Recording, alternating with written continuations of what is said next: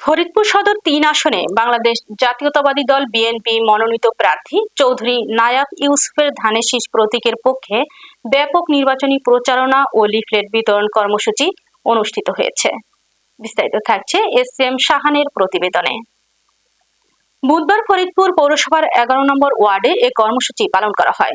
এই প্রচারণায় বিএনপি এর অঙ্গ সংগঠনের নেতাকর্মীরা বিভিন্ন সড়ক ও জনবহুল এলাকায় সাধারণ ভোটারদের সঙ্গে মত বিনিময় করেন। এ সময় তারা ধানের শীষ প্রতীকের লিফলেট বিতরণ করেন এবং ভোটারদের কাছে ধানের শীষে ভোট প্রার্থনা করেন। প্রচারণা কর্মসূচিতে উপস্থিত ছিলেন বিশিষ্ট ব্যবসায়ী, সমাজসেবক ও রাজনীতিবিদ চৌধুরী ফারিয়ান ইউসুফ। এছাড়া জেলা বিএনপি নেতা আজম খান, লিয়াকত আলী খান লাবলু, মহানগর যুবদলের ১১ নম্বর ওয়ার্ড সভাপতি জহুরুল ইসলাম সেন্টু, যুবদল নেতা সাগর খান সহ বিএনপি এর অঙ্গ সংগঠনের বিভিন্ন স্তরের নেতাকর্মী এবং এলাকার গণ্যমান্য ব্যক্তিবর্গ উপস্থিত ছিলেন। প্রচারণাকালে নেতারা বলেন, দীর্ঘদিন ধরে দেশের মানুষ তাদের সাংবিধানিক ভোটাধিকার থেকে বঞ্চিত।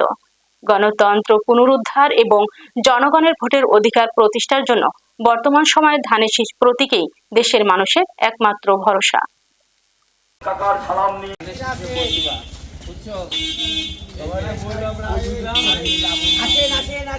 শোনা যায় ডালে বসে কোকিলে মুখে বলি আরে মার কাটা কি আরে হবে ধানের শীষ ভাই নাইবা আবার বলি মার কাটা কি নাইবা আবার 12 তারিখে হবে রে কারা